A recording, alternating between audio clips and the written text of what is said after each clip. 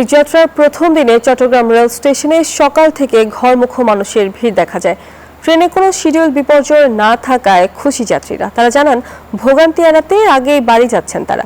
Rail কর্তৃপক্ষ জানায়, ঘরমুখো মানুষের ভোগান্তি এড়াতে এই যাত্রায় এবার স্পেশাল ট্রেনের পাশাপাশি রয়েছে অতিরিক্ত বগি। চট্টগ্রাম থেকে নয়ন বড়ুয়া জয়ের রিপোর্টে থাকছে বিস্তারিত।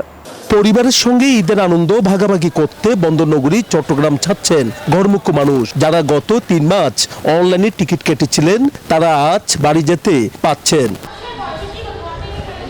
ঈদ যাত্রার প্রথম দিনে চট্টগ্রাম রেল স্টেশনে দেখা যায় ঘরমুখো মানুষের ভিড়। চট্টগ্রাম থেকে ট্রেনে এবার প্রতিদিন প্রায় 20 থেকে 22 হাজার যাত্রী যাবে।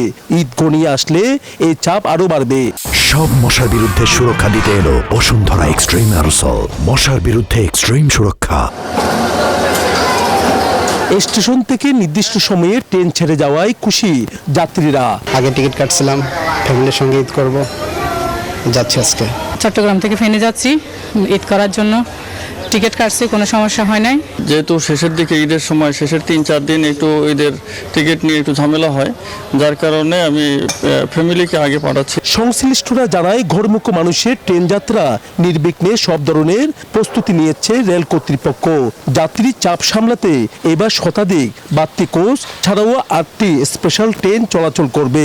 প্রতিবার নেই আমরা যে এক জোড়া স্পেশাল ট্রেন পরিচালনা করবো। এটা আগামী 16 তারিখ থেকে ঈদের আগের দিন ভিতরে চলবে। ওই ট্রেনটা চট্টগ্রাম থেকে চাঁদপুর যাবে, চাঁদপুর থেকে চট্টগ্রাম আসবে। এইবারে ঈদ যাত্রা কোনো রকম ভোগান্তি ছাড়াই স্বস্তি ও আনন্দমুখর হবে, এমন প্রত্যাশা সংশ্লিষ্টদের।